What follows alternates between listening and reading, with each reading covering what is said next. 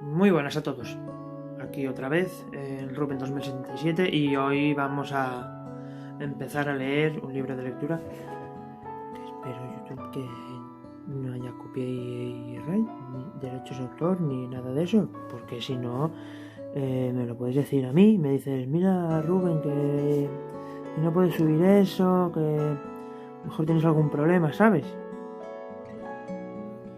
Bueno, empiezo. Miren, vamos a leer este. Como YouTube tampoco es que vaya a ver este vídeo, entre tú y yo,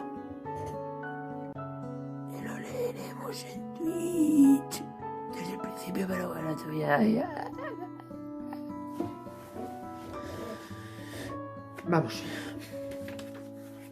Empezamos con el prólogo. Una de las novelas distópicas más famosas de todos los tiempos, 1984, fue descrita por el autor británico George Orwell y publicada en 1949.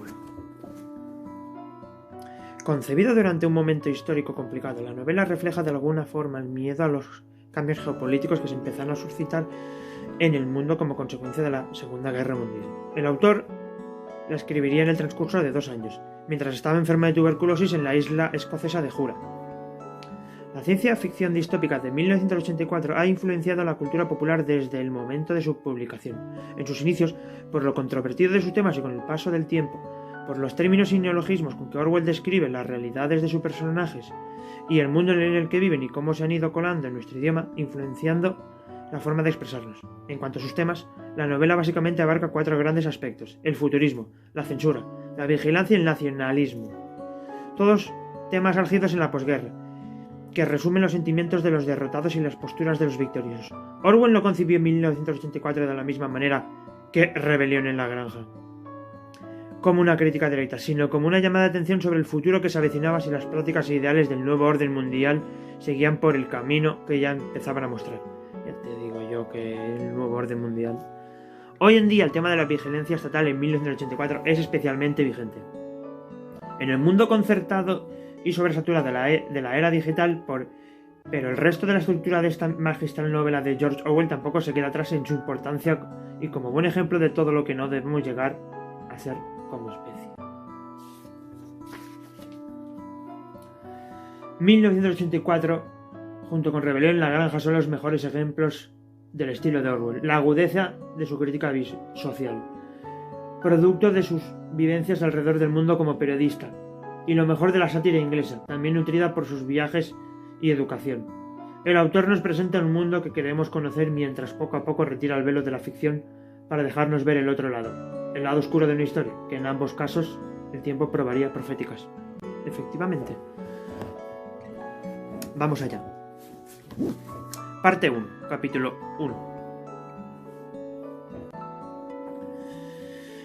Los relojes daban las 13 en un día frío y luminoso de abril.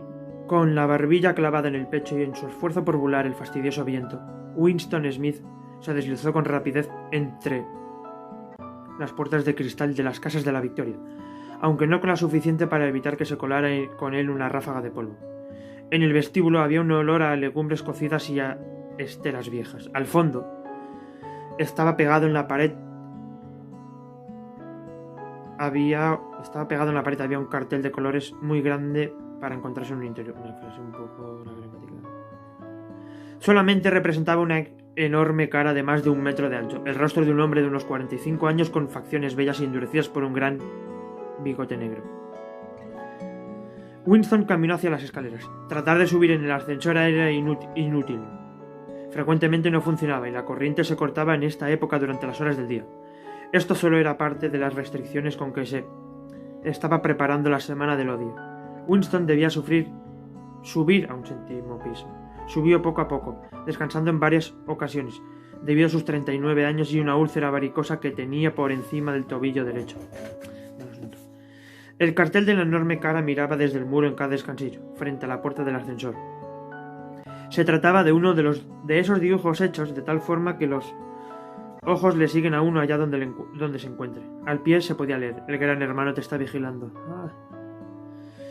Profético, cuanto menos.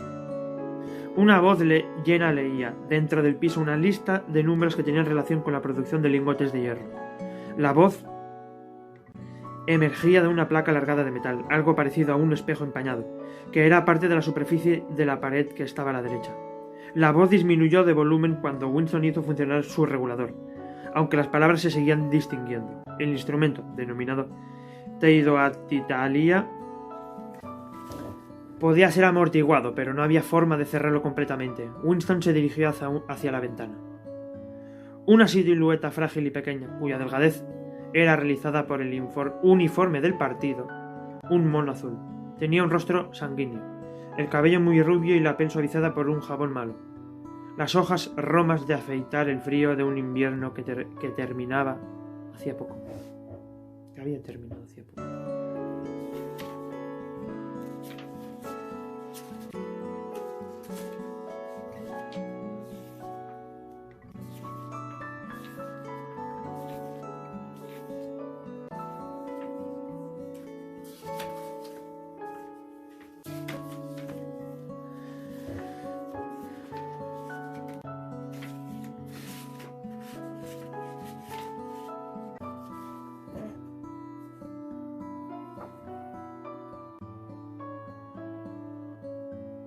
El mundo afuera parecía frío, incluso a través de los ventanales cerrados.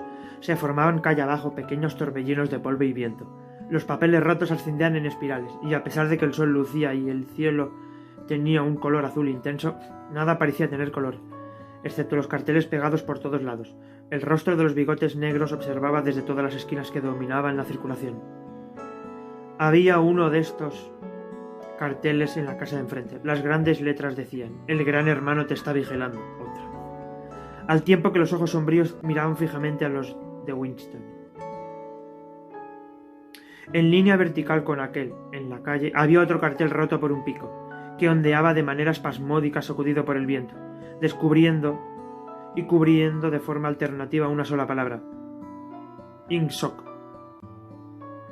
En la distancia, entre los tejados, pasaba un autogiro, se quedaba un instante colgado en el aire y después se lanzaba nuevamente en un vuelo curvo.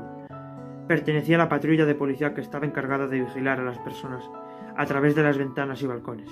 No obstante, lo de menos eran las patrullas. La policía del pensamiento era lo que realmente importaba. La voz de la telepantalla seguía murmurando, a la espalda de Winston, datos sobre el hierro y el cumplimiento del 9º plan trienal. Simultáneamente, la telepantalla recibía y transmitía.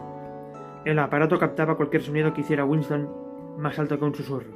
Además, mientras estuviera dentro del radio de visión de la placa del metal, podía ser visto y escuchado a la vez. Claro, no había forma de saber si le observaban a uno en un instante dado. Solo era posible imaginarse la frecuencia y el plan que usaba la policía del pensamiento para poder controlar un hilo privado. Se concebía incluso que los vigilaran a todos al mismo tiempo, pero naturalmente podían intervenir la línea de usted cada vez que les provocara. Usted tenía que vivir, y en esto la costumbre se transformaba en un instinto, con la certeza de que cualquier sonido que usted emitiera sería escuchado y registrado por alguien y que todos sus movimientos serían observados excepto en la oscuridad. Winston permaneció de espaldas a la telepantalla. De esa manera era más seguro, a pesar de que incluso una espalda podía ser reveladora, como él sabía perfectamente. A una distancia de 1 kilómetro, el Ministerio de la Verdad, donde Winston trabajaba, se alzaba enorme y blanco sobre el oscuro paisaje. Esto es Londres. Ya sabemos dónde estamos. Se dijo con una sensación de disgusto muy vaga. Londres, principal ciudad de la Franja Aérea 1, que era a su vez la tercera de las provincias con más población de Oceanía. Intentó exprimirse de la mente algún recuerdo de la niñez que le dijera si Londres había sido siempre de esa manera. Siempre hubo estas vistas de vetustas casas decimonónicas, con los techos remendados con placas de zinc acanalado, los lados revestidos de madera, las ventanas tapadas con cartón y trozos sueltos de tapias de viejos jardines. Y los lugares que fueron bombardeados, cuyos pedazos de yeso y cemento revoloteaban en el aire pulverizándose, y el césped amontonado, y los lugares donde las bombas abrieron claros de mayor extensión, y en ellos habían surgido míseras colonias de chozas de madera que más bien parecían gallineros. Pero era infructuoso. No podía de su niñez No podía recordar de su niñez. No le quedaba nada excepto una serie de cuadros iluminados de manera brillante y sin fondo, que le resultaban ininteligibles, en su mayoría. Era distinto el Ministerio de la Verdad, que en neolengua, la lengua oficial de Oceanía, se le denominaba Minber, hasta un extremo sorprendente de cualquier otro objeto que se presentara ante los ojos. Era una inmensa estructura en forma de pirámide, de cemento armado blanco y resplandeciente, que se elevaba, terraza tras terraza, a una altura de 300 metros. Se podían leer, desde donde Winston se encontraba, adheridas sobre su placa fachada en letras de forma elegante, las 3 consignas del partido. La libertad es la esclavitud, la ignorancia es la fuerza, la guerra es la paz. Se comentaba que en el Ministerio de la Verdad poseía sobre el nivel del suelo 3.000 habitaciones y las correspondientes ramificaciones en el subsuelo. En Londres solamente había otros 3 edificios de igual tamaño y aspecto. Estos aplastaban de tal modo la arquitectura de los alrededores que desde el techo de las casas de la Victoria se podían distinguir los 4 edificios al mismo tiempo. Estaban instalados en ellos los 4 ministerios entre los cuales se dividía todo el sistema gubernamental. El Ministerio de la Paz, para las cuestiones de la guerra. El Ministerio del Amor, que era el encargado de mantener la ley y el orden. El Ministerio de la Verdad, dedicado a las bellas artes, las noticias, los espectáculos y la educación. Y el Ministerio de la Abundancia, al que correspondían los asuntos vinculados con la economía. Sus nombres en neolengua: Minipax, Minimor, Miniver, Minidantia. El Ministerio de la Verdad era aterrador, no tenía ni una sola ventana. Winston jamás había estado dentro del Minimor, ni siquiera se había aproximado a medio kilómetro de él.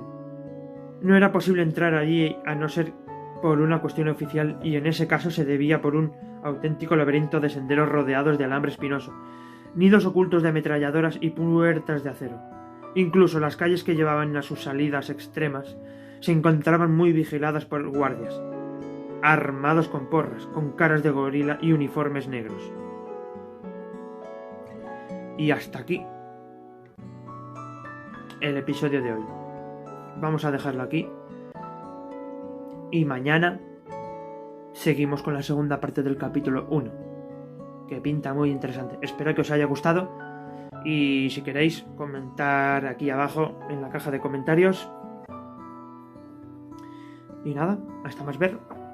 Así que disfrutad, leed un poco estos días de fiesta, de descanso, de vacaciones algunos. Y nada más me queda decir que nos vemos mañana y hasta luego.